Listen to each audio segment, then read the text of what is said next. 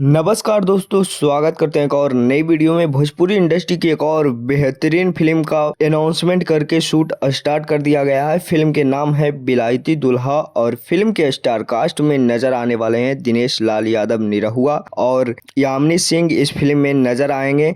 तो बहुत ही बेहतरीन ये फिल्म होने वाला है और अभी यह फिल्म के शूट चल रहा है आगरा उत्तर प्रदेश में। जोरों जोरों से यह फिल्म का शूट अभी चल रहा है। इस फिल्म के डायरेक्टर हैं पंकज यादव उर्फ लालू जी और बहुत ही बेहतरीन और शानदार कहानी के साथ ये फिल्म के शूट किया जा रहा है।